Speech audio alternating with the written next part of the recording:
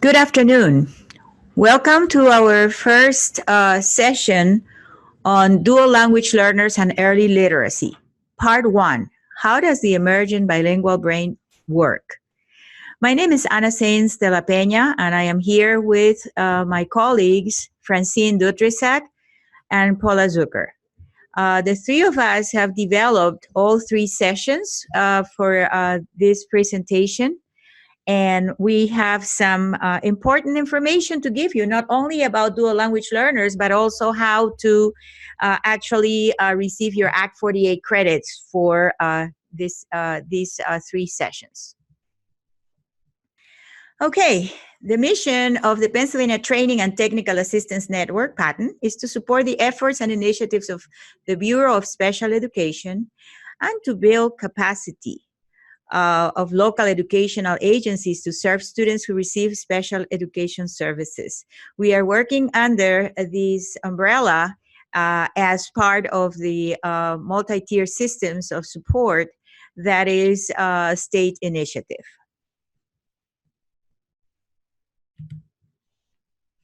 PDE's commitment to least restrictive environment. Our goal for each child is to ensure individualized education programs, IEP teams, that begin with a general education setting with the use of supplementary aids and services before considering a more restrictive environment.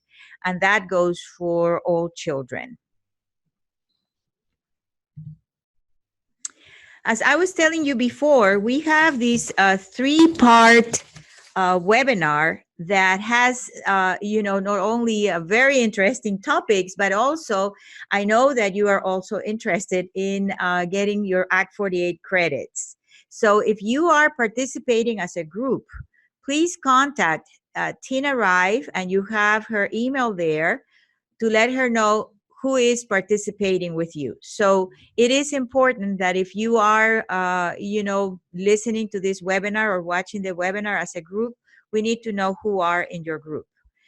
You also will have a Survey Monkey at the end of each webinar with a code to enter the Survey Monkey area so you can answer the questions, and then that will be your actually your ticket to get your Act 48. Okay, so now you know, if you are part of a group, please contact Tina. If you are by yourself, you're fine. Okay, but if you are, you are listening as a group, we need to know who are in that group. And the Survey Monkey will be at the end of our presentation. Our outcomes. As you know, we already said that our three topics really deal in depth about not only our dual language learners, but more specifically about the role that home language plays in the development of literacy skills. So that is very important to consider.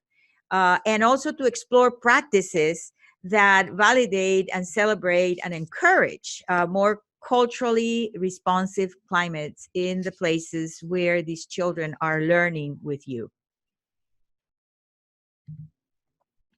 Since we are going to talk about the brain, this is a very interesting picture that we have. Of course, we're simplifying actually what happens in the brain when you are actually learning to read.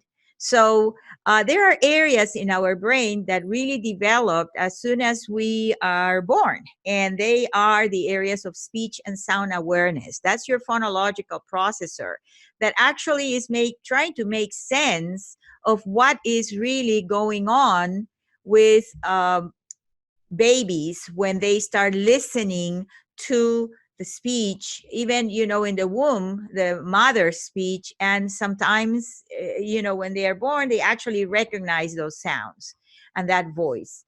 So that's the area that really starts populating itself very fast and at a very early age.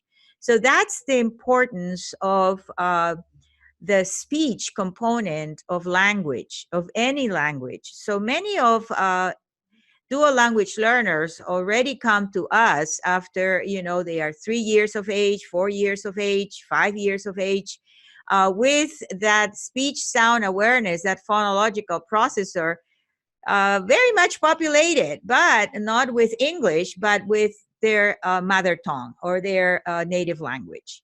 Then we also have that area of the connections between sound and symbol association in your angular gyros.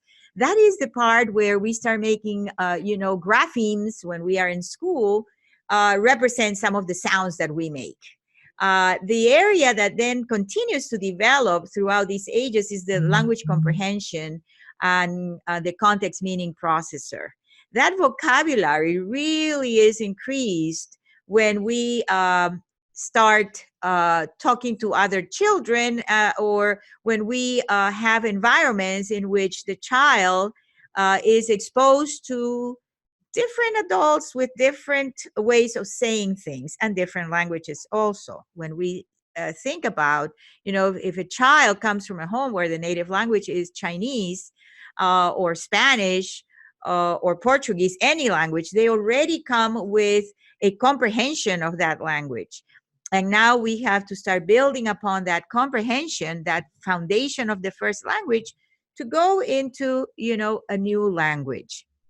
The letter and letter pattern recognition and the storage of printed words is in that area in the back part of the brain that we call the orthographic processor.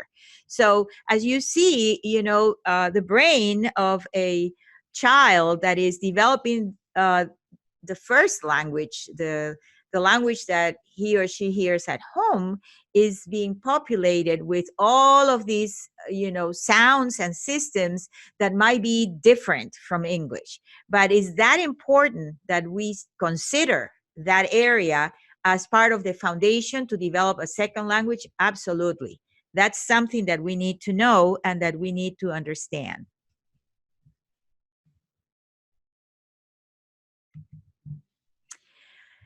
This here is a picture of how a brain of a monolingual person as opposed to a bilingual person looks like.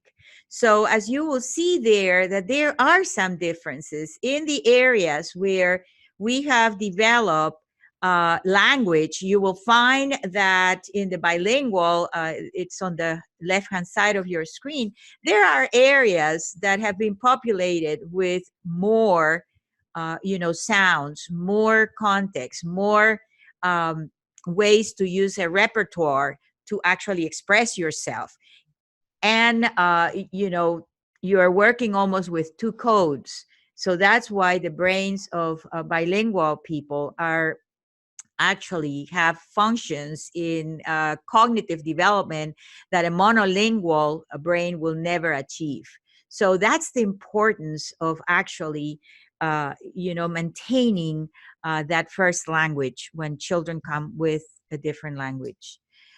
This is so important because the brain in early years, actually, when we talk about the child's experiences prior to kindergarten entry, starting on the day he or she is born, build a foundation for all future learning, both in school and beyond.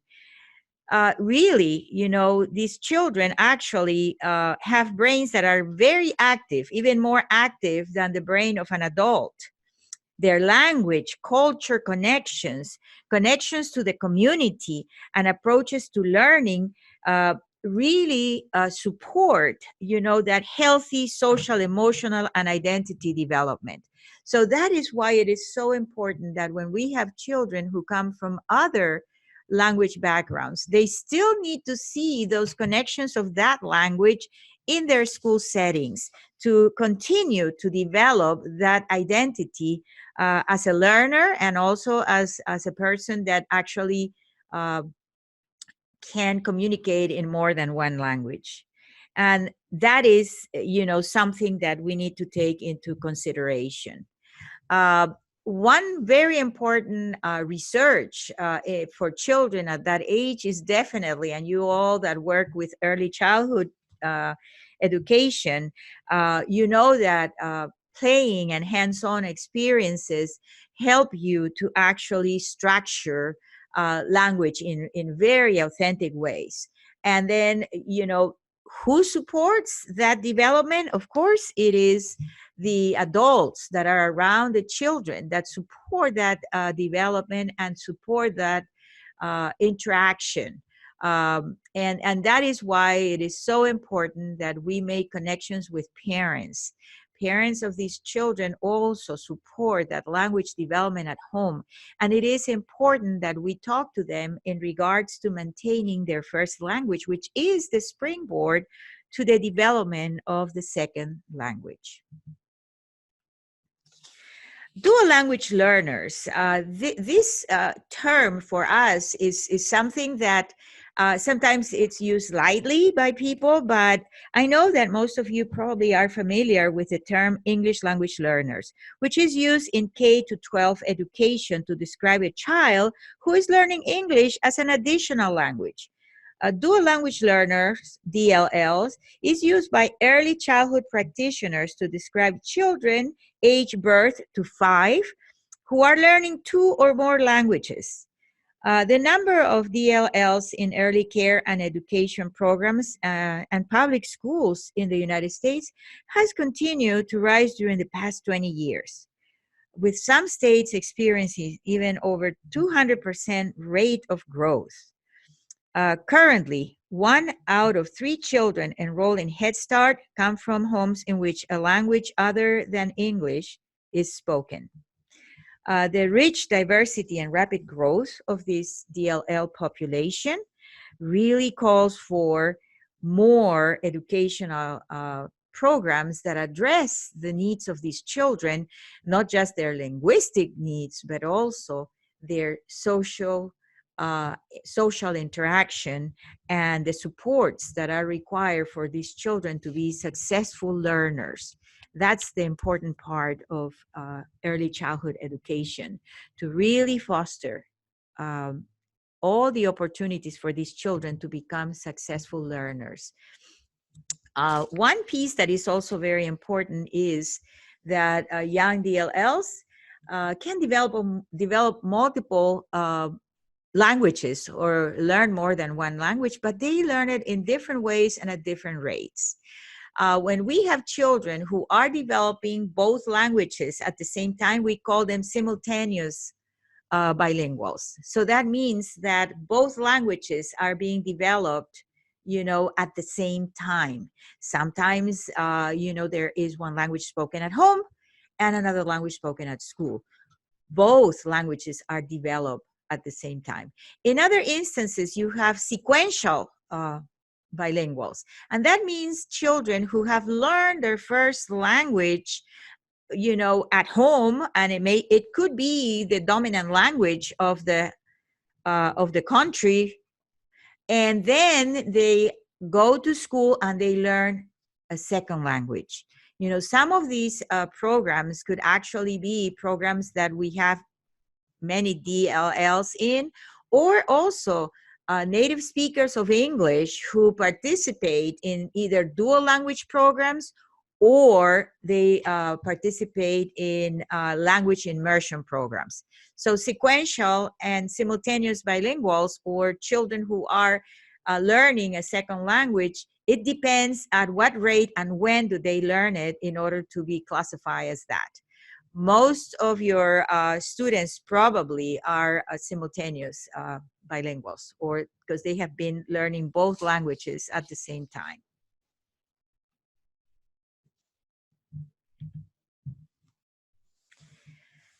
The time exposed quantity and quality of input and opportunities to use both languages are also a part of what we considered as a pattern to measure the success of these children.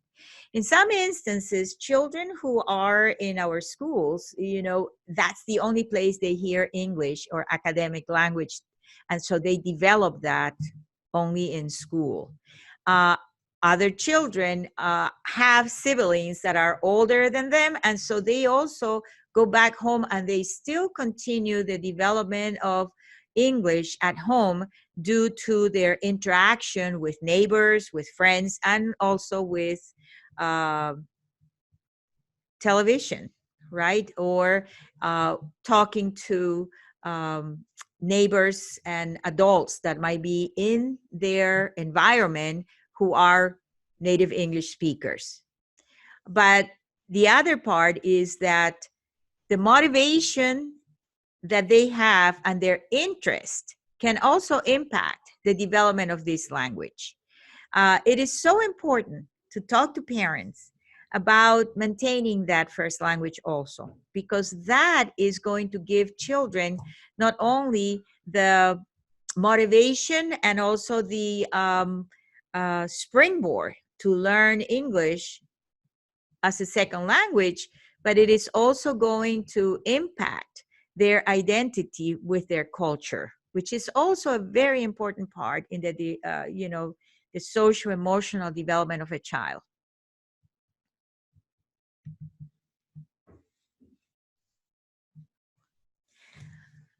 So there are benefits of supporting the home language. It is important that we consider the fact that we have families that interact in a different language, and they are also, transition, acculturating linguistically into the idea of acquiring that second language. Children over the world engage in these practices. If you go to Europe, you will see that their, children are not only interacting in one language, but they are fluent in more than two languages, because that is part of their environment to be able to communicate in more than one language.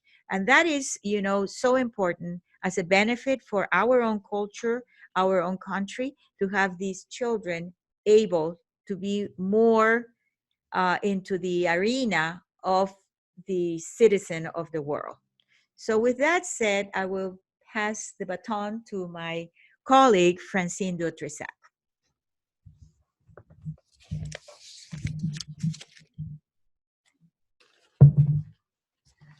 Good afternoon. I have the pleasure of talking about addressing the benefits of being bilingual.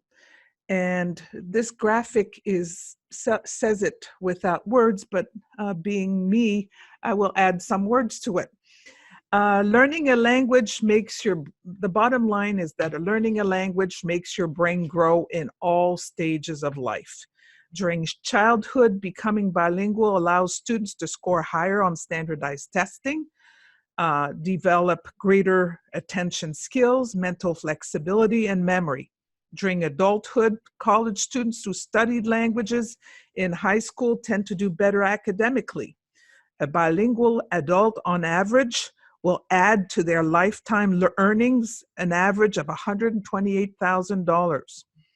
Bilingual individuals are also sought by job recruiters, where speaking an additional language is critical for job success. I don't know about you, but I have traveled more than my parents have, and the children in my environment have traveled more than I have. I had a niece that had a passport at the age of 6 months. So there are more and more opportunities to travel across the world in record time, not like our ancestors that used to be on a boat for months to travel the ocean. During the mature years, bilingual adults are pushing back the onset of Alzheimer's disease by 4 to 5 years. And those who do contract Alzheimer's disease suffer less brain damage. Bilingual adults are also more likely to recover full brain function after a stroke. So the moral of this story is this: if you're not bilingual yet, it's not too late to start learning a second language. Anna mentioned earlier that language development for DLLs look different from that of monolingual learners. Learning 2 or more languages help children get ready for school and life. Research shows that children who fully develop 2 or more languages benefit in so many ways. DLLs have an easier time thinking about language, learning additional languages, and transferring what they know about literacy in their first language to the second language. Dual language learners who continue to develop two or more languages show better self-control, a key indicator of school success. They're more likely to maintain strong ties with their family, culture, and community. Becoming fully bilingual and bicultural. Family, culture, and community are key parts of children's developing identity. Dual language learners who continue to develop two or more languages are able to navigate between cultures and develop strong friendships with other children who speak their second language. This is an important personal skill in our increasingly diverse society.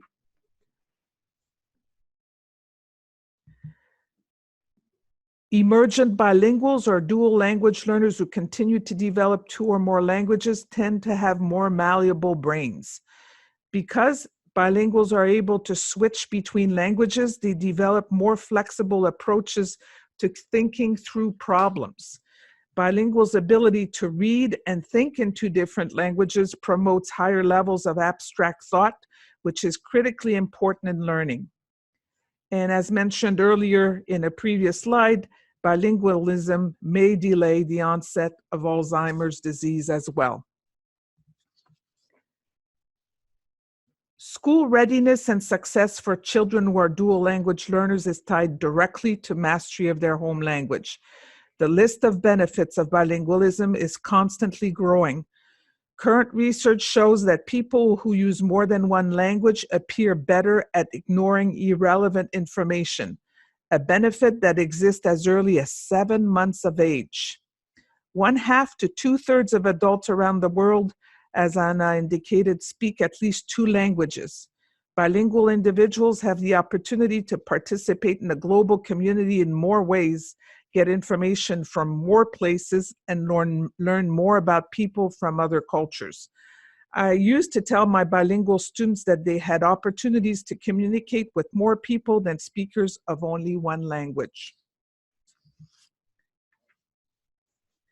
There are many second language development phenomena that are natural in the development of second language and are not causes for alarm. When children learn a second language, they will transfer both positive and negative transfers from their native language or L1. For example, as children from Spanish background first produce English, they may be transferring some Spanish syntax to English, as in this example. A child who says the house green to mean the greenhouse would be manifesting a negative transfer from Spanish to English. In Spanish, the adjective precedes the noun, la casa verde. In this case, the child has just generalized that grammar rule to English. And with time, they will develop the correct English syntax. As children are initially introduced to a second language, some may be more quiet as they are focusing on listening and comprehending. However, it is important for educators to create opportunities for developing oracy, both listening and speaking. By the way, this article by Celeste McKibben-Roseberry and Alejandro Bryce is a very good article to tease out the difference between what's normal and what's not in acquiring English as a second language. A question we often get is the following: how do we know if this child is experiencing normal second language development or if it is a language delay? For starters, there are some general questions one must ask and must involve interviewing the family through an interpreter if needed. An extremely important consideration is to establish if there is a delay in the native language. The educator could also elicit the feedback of bilingual staff that are in contact with that child. How is this child progressing compared to other children from the same language and cultural background who had the same amount of exposure to English and are referred to as like peers or true peers? You definitely do not want to compare an English learner from a Mexican background from a student who may speak Spanish from another country. the that would be comparing apples to oranges. Code switching is often perceived as problematic, but in reality, it is a normal phenomenon in bilingual individuals. It is the process of alternating between two languages. In young children, they most commonly mix the two languages by beginning a sentence in one language and switching to the other. In the past, some people thought in code switching, children were confused and mixing their languages in their brain. Children could not separate the languages, or that code switching was a disability or evidence of incompetence. Children were often punished for mixing the two languages. But babies, even in the womb, are already distinguishing and separating the two languages. By the age of 3, children will start weaning the sounds that are not part of their environment. There's so much of it is, it's quite normal and even beneficial to code switch. It's typical among children and adults who know more than one language. All 3 of us in this room are but I would say bilingual, but not in my case, not so much in Spanish, but we often will start conversations in Spanish because it captures a thought or a concept better in Spanish. And the first thing we know, we are back to English. It's a reflection of cognitive and communicative competence. Sometimes when you have 2 bilinguals together, the thought that you're trying to express is captured better in one language than the other, and will cause us to switch to that language because it's capturing our thoughts in the best way. What can educators do when they hear children code switching? It's a great opportunity to observe children's language skills. For example, in a child who says the car rojo, the educator can notice that the DLL has the concept of color in Spanish, at least for the color red, but has negatively transferred the Spanish syntax rule. The educator can then present a strong language model by extending the conversation, by interacting and extending, such as this: the red car is on the carpet. When family members use their home language, they're often able to share thoughts and ideas in a more complex way than they could in English, allowing children to build a stronger foundation of concepts and vocabulary. This foundation supports children as they learn to write, read, and develop another language. Language is one of the most important gifts that families can give their children. Sometimes families believe that we do not think that their language is important. The more that we make them aware that their funds of knowledge, their language, their culture has a place in the education of their children, the better it will help the family feel comfortable building trusting relationships with the school and the community.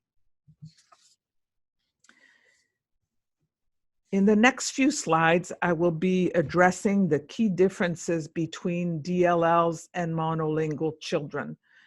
Some of the research was taken from that article that is on the left-hand side. Some different and diverse. Understanding Children Who Are Dual Language Learners by the National Center on Cultural Linguistic Responsiveness.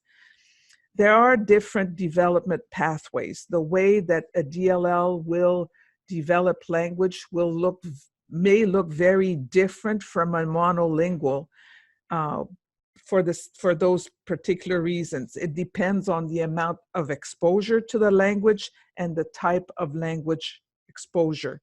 Many children will develop the language of school in English and the language of home in their native language.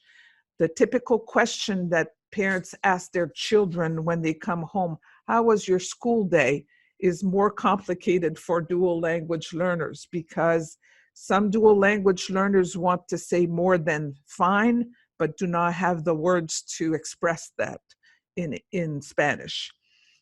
Again, code switching between two languages is typical in dual language development, and the use of both languages provide children with the potential for rich communication when they can use both languages. Just watch two children playing at the rice table that are bilingual, and you will see the language mixing happen consistently if both children are bilingual. In dual language learners, there is a greater demand on memory. Dual language learners, as explained by Anna on the onset of this webinar, are using more brain memory to store both languages. As a result, their brains are more flexible, able to develop strong thinking skills, and increased capabilities to focus, remember, and make decisions. DLLs that are interacting within two or more cultural environments are learning different cultural behaviors, ways of thinking, behaving, interacting. This allows DLLs to develop a broader understanding of their human experience and more skills in adapting to different expectations. One thing to remember, however, is that English being their second language, the different expectations are going to have to be taught. They will not be caught.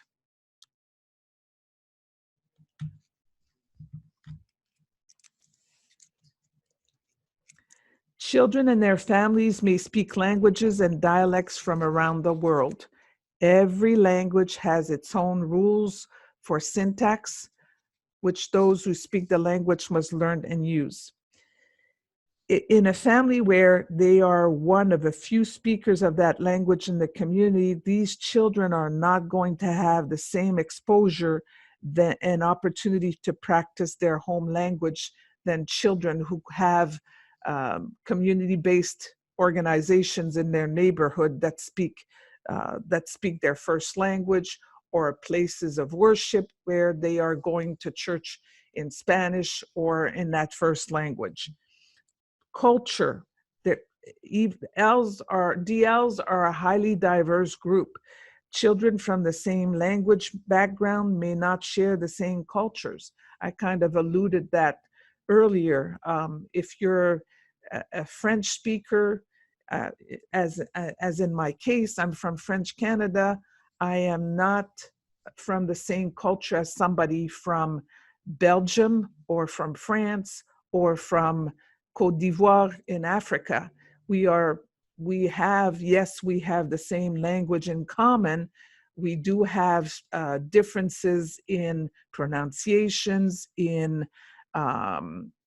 some structures, like we actually had a funny experience today about insect in Spanish can be an offensive for some if it's not translated well for some cultures. So all to say that just because we speak French or we speak Spanish does not make us have the same, we do not share the same cultures. Different cultures will have different expectations as it relates to communication with one another, conversation rules, body language, proxemics. How close we speak to one another is bound by our culture.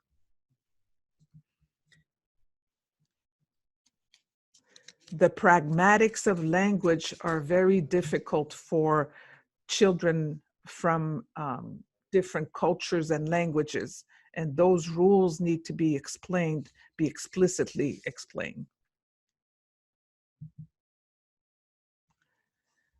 We actually touched on this in a previous slide, but it does not hurt to repeat it here.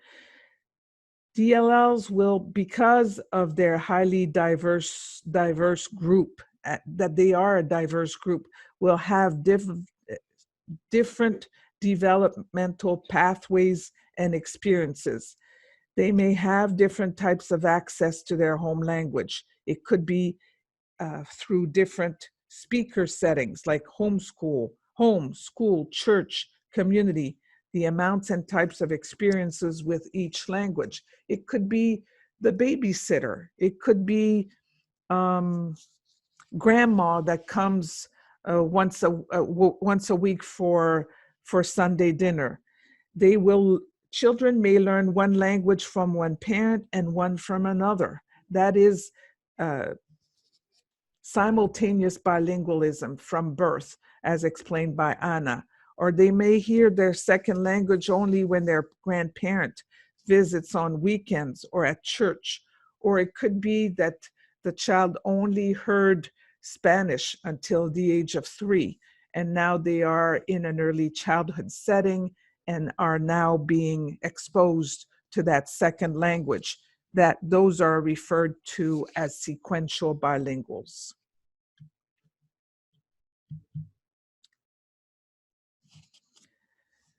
DLLs are also diverse as it relates to their community experiences.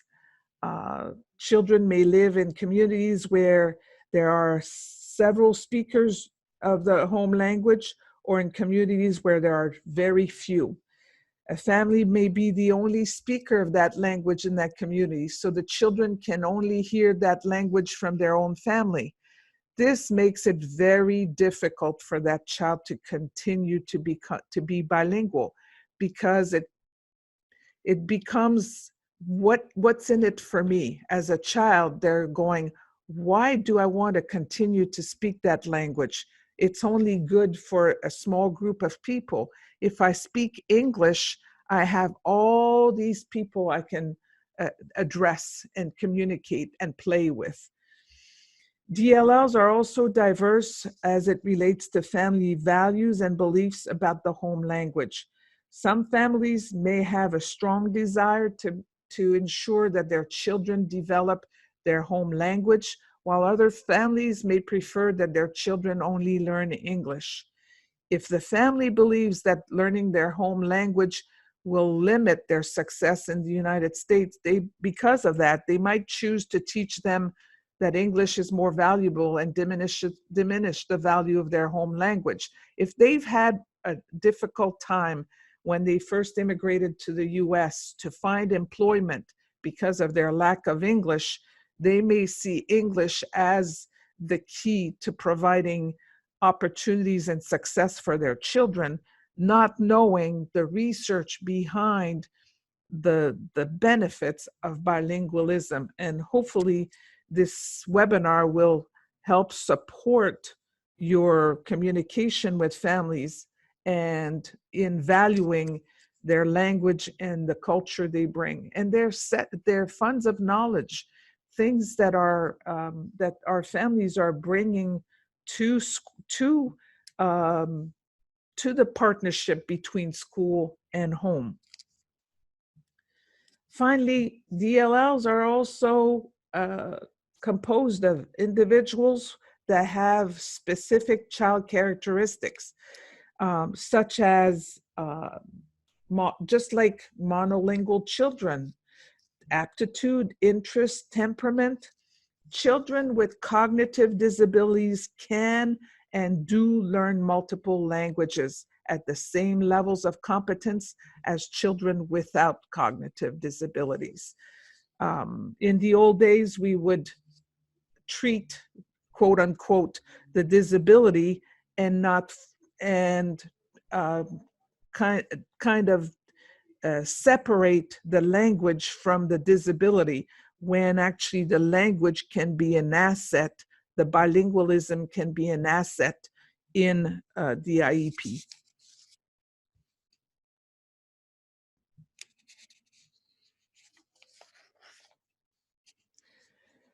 A child's experience prior to kindergarten entry builds the foundation for all future learning in K-12 and beyond. When I'm just reading the slide because it's so good, I'm sorry. When practitioners utilize research-based best practices, they can promote children's optimal learning and development from birth to age 8. This means developing nurturing relationships with children, engaging in meaningful interactions, and intentionally assessing, planning for, and supporting consistent, equitable, effective programming for all children. It also means creating a welcoming environment, developing reciprocal relationships with family members, and encouraging and supporting each child's home language. Anna I'll pass the baton back to Anna as she addresses early literacy development.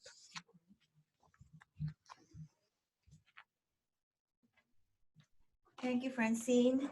And moving forward, one of the most important pieces that we're going to talk to you about is that DLLs actually definitely start their literacy development when they bring their oral language development in first language to our tables.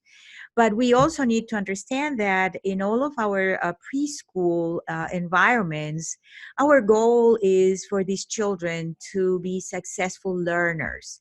And we have to understand that there has to be some sort of like a transition between, you know, what we work on ages 3 to 5, because once they hit 5 and they start their kindergarten programs, they are going to actually focus more into the area of reading and writing, the development of reading and writing. And of course, we know that research tells us that in order to develop reading and writing, we have to bring to the table a rich oracy development in order to use that foundation to grow the other components of literacy. So that's what we will be looking at when we are going to dwell into this area. This area is also going to consider the fact that in early childhood or in early childhood education, we are moving towards now from preschool all the way up to grade 2. And so I will be addressing not only literacy development for children in preschool, but also for children once they hit that kindergarten instructional level. So when we talk about language, we all become really language teachers when we are in our environments in early childhood. We have to remember that language is definitely, you know, composed of these areas that we need to understand when we are developing our lessons. There is phonology, morphology, semantics, syntax, and pragmatics. The discourse part, the reading and the written discourse and the oral discourse. Why do we need to actually understand the components of language? Because if we take a look at this picture about language, when we are in a classroom, we use language to either communicate what is going on, what do you expect, so that use of language becomes a very important component of our instruction.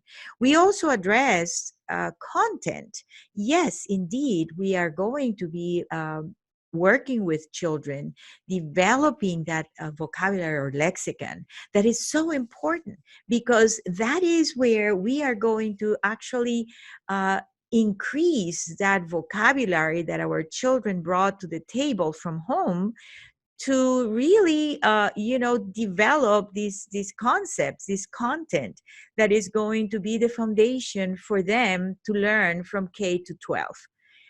Then let's not forget about form. Why is form so important at this level? Because children who come from other language backgrounds probably are new, or they are exposed to a phonology that is not the same phonology that they have in their first language. So there has to be an intentional part of teaching that phonology. And of course, also with the morphology and the syntax. Remember when Francine was talking about code switching? That happens because of those 3 components. The 3 components that you see there are usually the ones that you are going to be code switching from one language to the other. Vocabulary is also another area that there is code switching. When I don't know a word in English, I tend to replace it by the word that I know in my first language. So form, content, and use of language really is, it's almost like the three components that need to be addressed in every lesson that we develop for our children.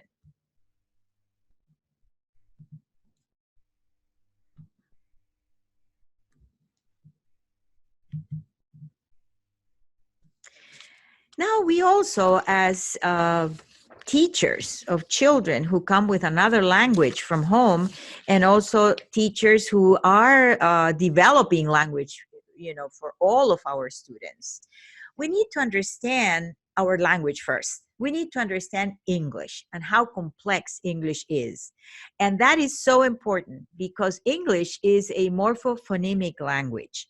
And that means that English spelling system represents sounds, syllables, and morphemes that sometimes are not in a pattern.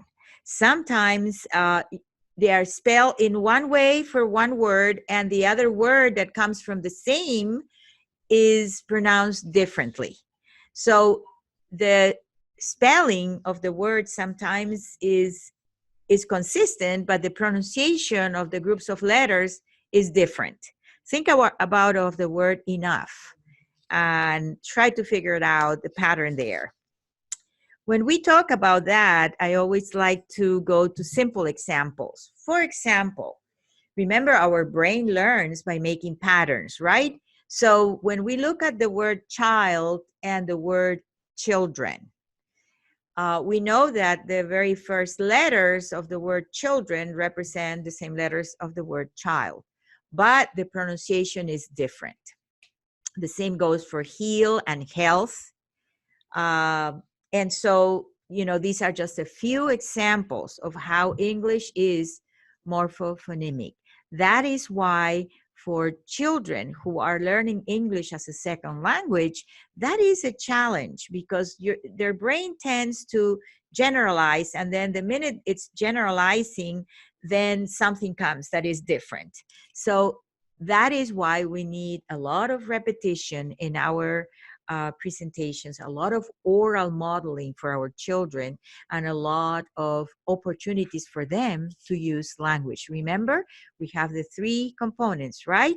Form, content, and use. That's the part where sometimes I see that there's not a lot of opportunities to use language.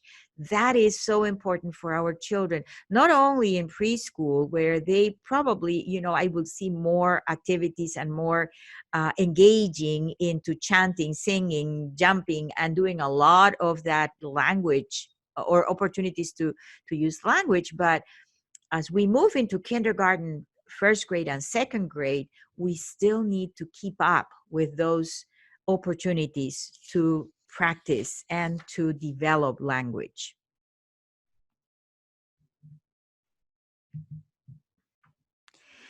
If your students come from a Spanish background, we see there that the languages that you have there, Italian, Portuguese, French, Serbo-Croatian, and Finnish, have transparent alphabets. That means that one letter is paired up with one sound. There's correspondence to that letter sound just with one sound per letter.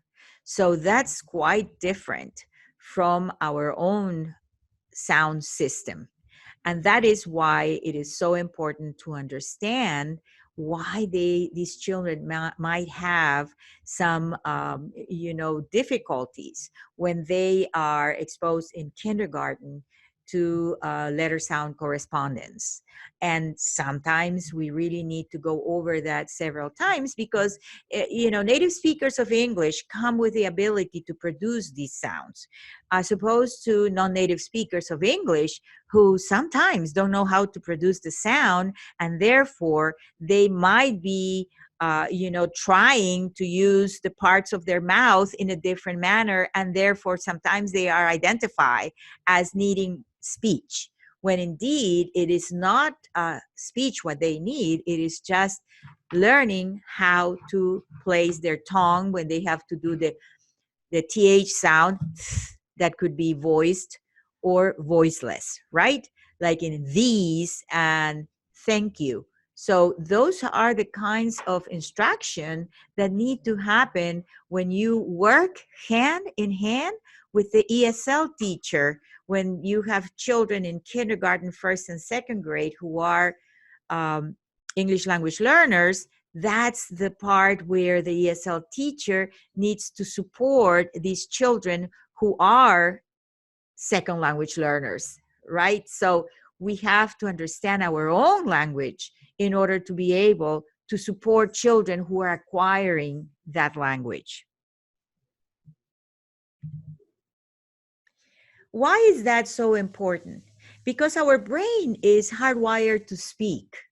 Okay, we are born with that ability to say things, to formulate words and sentences. We can listen and speak. That's our oral language, which is the foundation for reading and writing, right? That is why that oracy needs to be developed. When I have children going to preschool programs, it's wonderful because they are developing that oracy that is going to be very important for them as foundational skills for reading and writing. But definitely, we're not biologically wired to read and write. That is why reading and writing needs to be taught systematically, explicitly, in any language. Okay? So that is so important that we use the oral development of our students to build upon for reading and writing.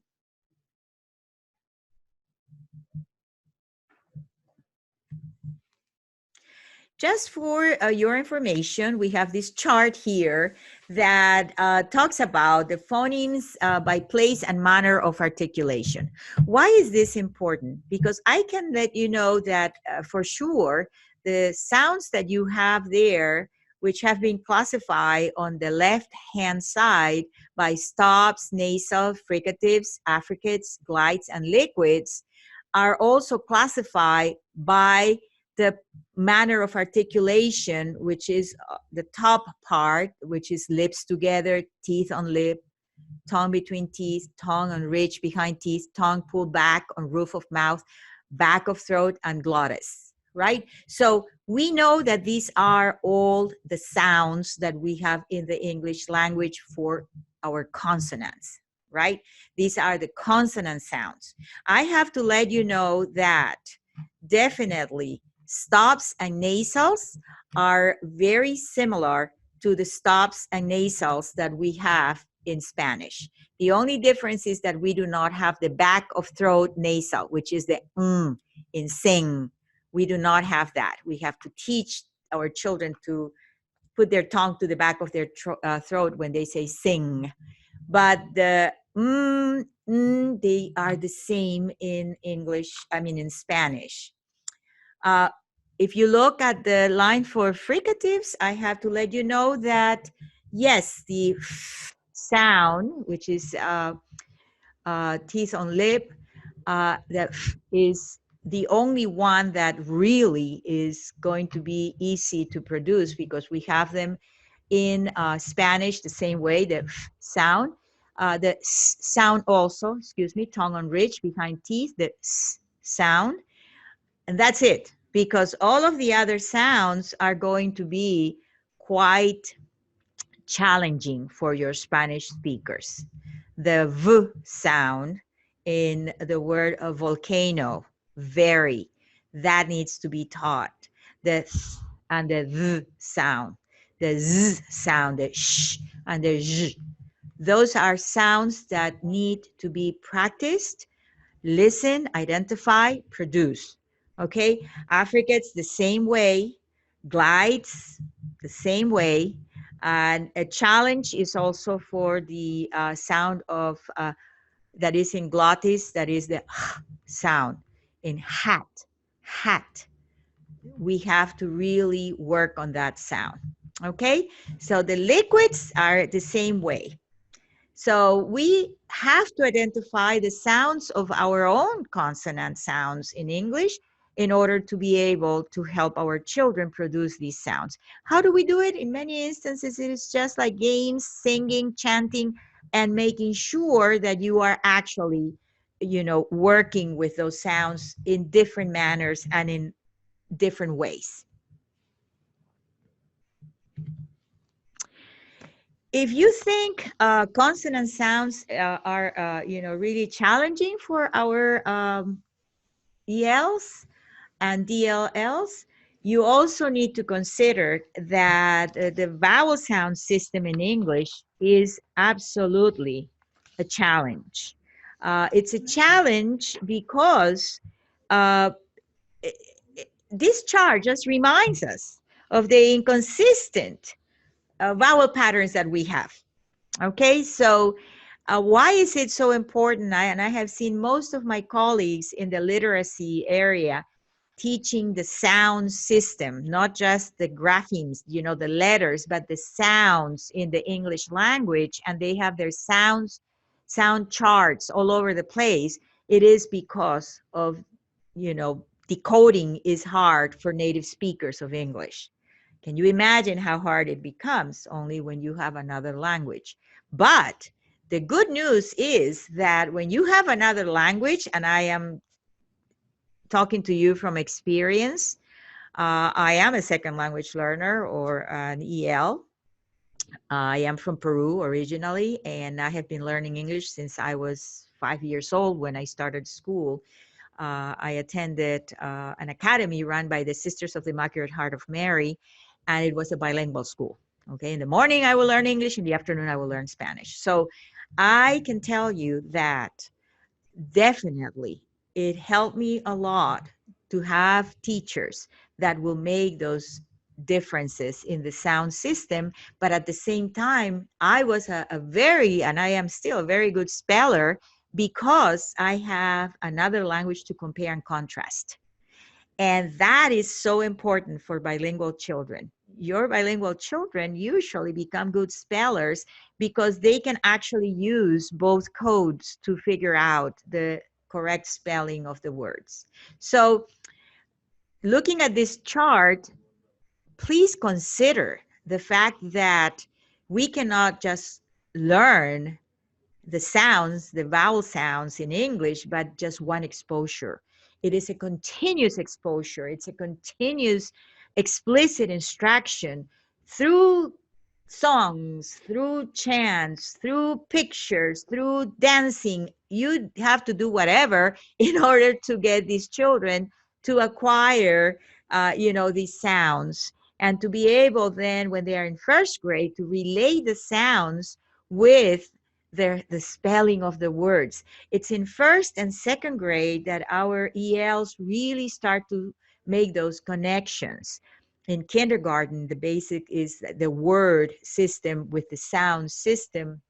Then when they get to first grade, it is really looking at the word in context and figuring out the meaning of those words in context and practicing their sounds. That is very important for English learners. And it is when they move to second grade that they move from the word level to the sentence level. Simple sentences using the words, working with the meaning of the word, working with putting together these words to create an idea, to reflect an idea, then putting together the sentences to, in a paragraph to express what they want to actually express from oral to writing. So why I am emphasizing the sound and the sound system? Because for English learners and for dual language learners in preschool, in kindergarten, first and second grade, these sounds, if we go just to the sound without the meaning, then it is going to be more of a challenge for reading comprehension once they get to third grade and higher. So always teach everything in context. And we are going to go next to that level. So how do I really look for the similarities and differences in morphology, phonology, and syntax when I have children who come from other language backgrounds. Definitely, there is, and you're going to hear your children pronouncing words in a different manner because they are, again, using their first language as the basis to figure out how to say words that are not, or sounds that are not familiar. So one of the things here, it's a very good example, the word street and the word skill. Uh, the beginning of the sound at the beginning of a word following by a consonant sound is foreign in Spanish. We do not have that sound following by another consonant sound. So what do we do in Spanish if you're a Spanish speaker? We add a sound to that. So sometimes when you hear people saying the word stop, they don't say it stop. They add the a stop, or a street, a skill, a student. So that is because of the way they are going back to what is familiar, which is their first language. So how do we really understand that, and how do we practice with our children, emphasizing like street, skill. At the beginning, it might sound a little bit silly, but that's the way to getting them used to hear that sound, and therefore they are transitioning to a more automatic way of producing the sound. So in order for all of us, because I can talk to you about Spanish, but I do not know the differences of the sound systems that I find in Korean or Vietnamese or Haitian Creole. So there is a very important resource that is free that we can download, and that is Language Structure Transfer Chart. Actually, if you Google Language Structure Transfer Chart, you yes, and also Francine has that link at the bottom there. You can actually Google it and you will find it, or you can go through the link that we have on the bottom. So why is this important? Because it definitely looks at these different languages, and you will be able to find not only the difference in syntax, which you can see it there, but also the differences in the sound system, which it will be, something that you probably would like to take a look at. So you have different languages there, and for the different sounds, you're going to find that, for example, in Cantonese, there's an approximate and there's no match for the B sound. So why is this important? Because in many instances, what I have seen is that teachers in preschool programs who experience or they hear children that come from other language backgrounds not being able to actually produce the sound in a word, or they replace it with another sound, they immediately think that it is a disability, or it is a limitation that needs to be addressed with the speech therapist, or even, if they generalize about the lack of perfect pronunciation, or pronunciation that is expected from a native speaker. So let's just look at why this is happening. And if children come from a different language with different phonology, and they do not have that sound in that language, they cannot hear it and they cannot produce it. Therefore, they will try to replace it with something that is similar. Okay, I had Arabic speaking students in my class, and the sound of like B, as in ball, or a boat, they would not be able to produce that sound, and they will say, instead of ball, they will say Paul. They will replace it with the P sound, okay, the sound of the letter P. And so the police instead of the police, the police. So that is part of that language transfer. They are transferring the sound from their first language into the second language. It is not a disability, it is just a language barrier. So this chart is going to help you a lot to, look at what is happening with children in preschool that cannot pronounce certain words correctly or that have trouble producing those sounds. So what it's needed here is more instruction, more explicit instruction, more practice, language use, practice, practice, practice, until the children will be more familiar in how to produce the sound and will be able to actually, get a lot better with that language production.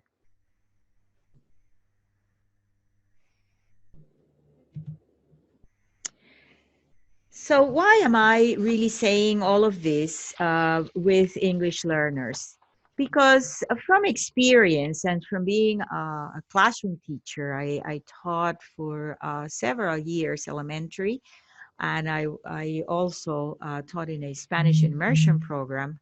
I can let you know that when you talk about teaching literacy skills to native speakers of English, we are always looking, of course, at the sounds. Why is it? Because when native speakers of English come to kindergarten, they already have in English all the sound system, all those sound systems of their first language. So for us, when we go to the literacy development of these children, we start with sounds, right? Cat, k, ah, t. And we look at that, and that's very effective for children to get used to that phonemic awareness, the sounds, and the systems.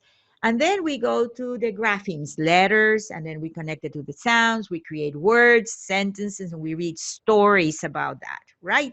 So that's the way that we do it with native speakers of English. What happens when the child comes to your classroom in kindergarten or first grade, and they speak another language? So, and I have to teach literacy. I have to really look at this other inverted triangle. So when I have ELs and I need to develop literacy skills with them in English, remember, they don't have the language yet. It is not in place. So I have to develop language. I have to, if I am the classroom teacher, I have to work hand in hand with that ESL teacher. Why? Because she's also going to help me to develop language. So I can attach the sounds that are so abstract to a language they actually comprehend, right? So I have to start with the story. I have to go from the story to the sentences, to the words, and then to the sounds. Okay. It is important to get to the sounds because in some instances, especially for students who are in kindergarten, first and second grade, they are not given that the decoding skills that are necessary for them to become good readers because they are spending a lot of more time on the other components. So there has to be a balance. There has to be an acknowledgement that English language learners and dual language learners need to actually be able to be successful in school. And in order for them to be successful in school, they have to become good readers. So that's the bottom line of this. You have to use different approaches, different ways, because they are not coming as native speakers of English. Even if they started in preschool and they have been developing English from preschool to kindergarten, they still may have those gaps in comprehension. That is normal. It is okay. It is explicit instruction that they need in order to overcome all of those gaps that they may have.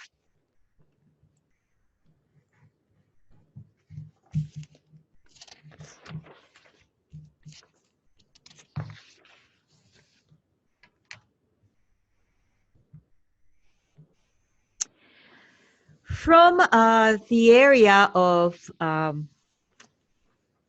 what happens in the classroom in a nutshell, when we talk about the education of English learners and dual language learners, I wanted you to know that there are, ways to address dual language learners from the perspective of equity. As you know, we have a very important strand in our Department of Education here in Pennsylvania. We are looking at equity from the perspective of uh, effective and quality access to education of all children in Pennsylvania. So there is a great push to look at all of our programs from preschool to high school to institutions of higher education from the perspective of equity. And when we talk about equity, we are also talking about quality. So equity is providing children with what is necessary for them to be successful. But it is not only successful from the perspective of providing all the supports, all the different tools, it is also being able to look at our programs and see that our programs are successful with all children because our programs are of great quality for these children. So equity has to do with quality. We cannot expect children to be well educated and having equal access to education when actually the outcomes that we see in assessments and in environments and in teacher preparation that look at the ones that have and the ones that don't have that kind of quality. So we can have programs for children. We can have tools. We can have teachers in a place. But at the end of the day, when we look at the quality of the product at the end of the school year and we see that there are children who have been successful and others who have not been successful, we need to be looking at what has happened with the children that are not successful and look at our programs, not at the children, at our programs and see if our programs have been designed with the quality necessary to support all children. So what we're going to discuss here is, so how can we look at these guiding principles of dual language education? Because in Pennsylvania, we have 4.26, which is chapter 4, that requires every school that has English learners to actually provide a program that is going to address the needs of those English learners. And that is definitely a program, they say. It could be an ESL program, which most schools have, or a bilingual program, which is an option that is mentioned in 4.26.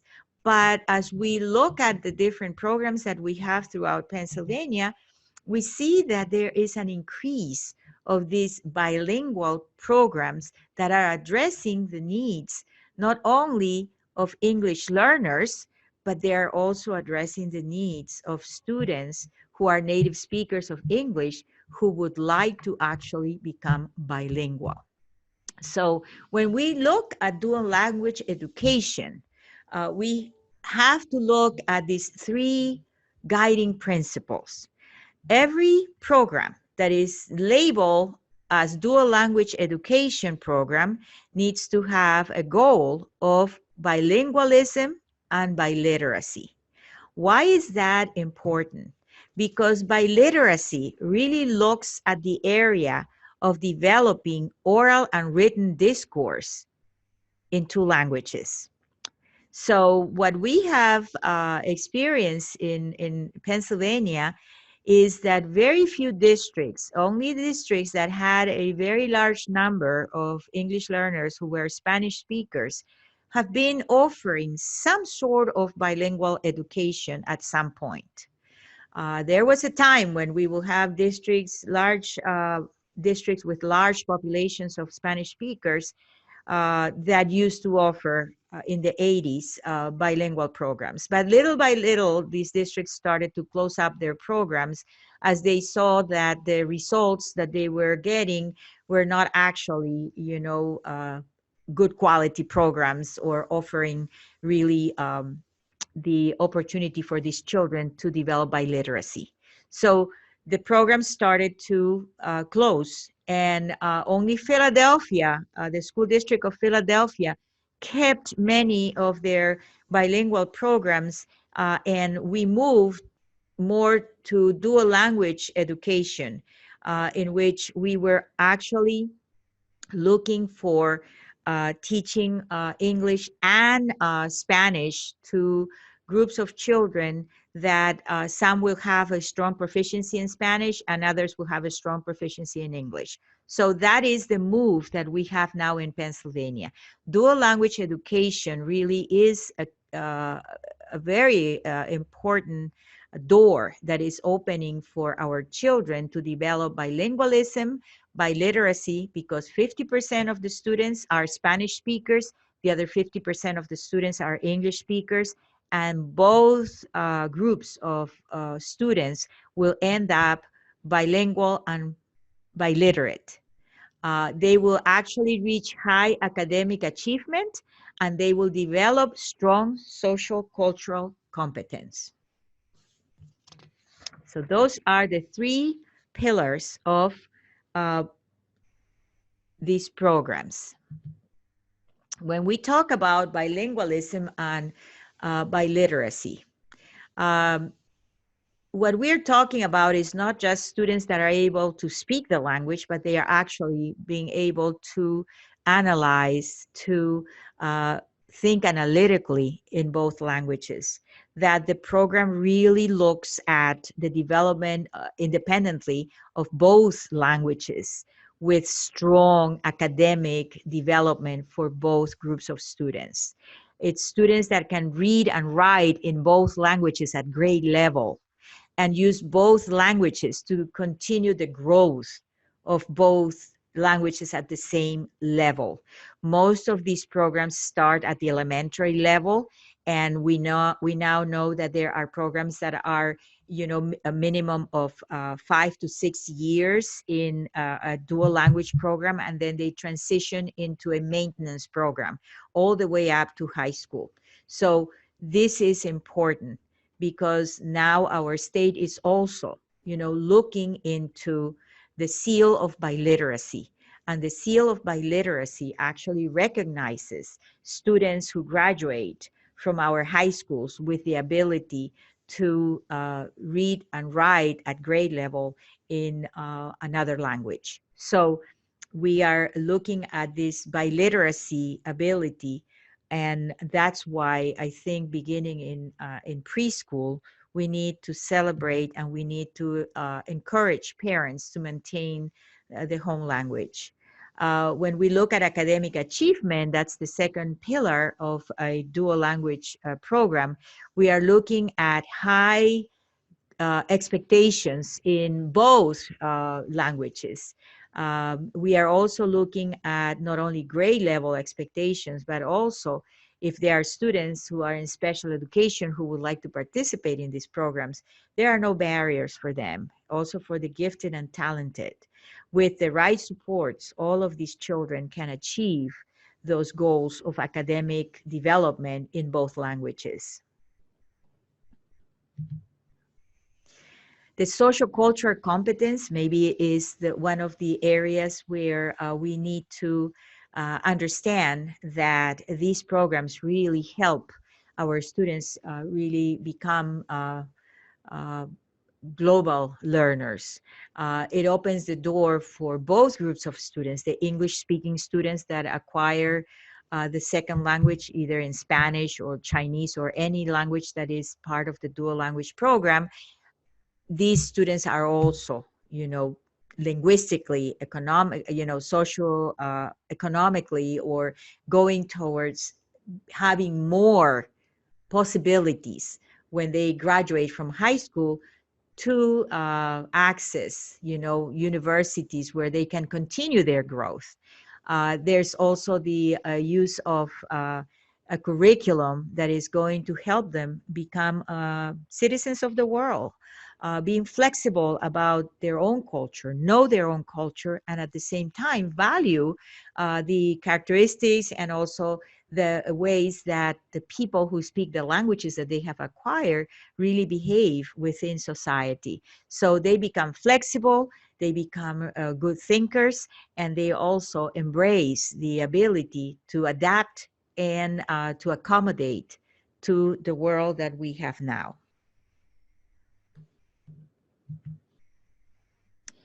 At a glance, just to let you know, we have dual language programs in Pennsylvania. We have 5 schools in the School District of Philadelphia. Lancaster School District has 1 school.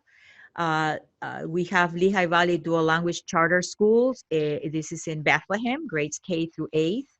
We have Lehigh Valley Lincoln Leadership Academy. This is also, this is in Allentown, that has 1 classroom, K through 5.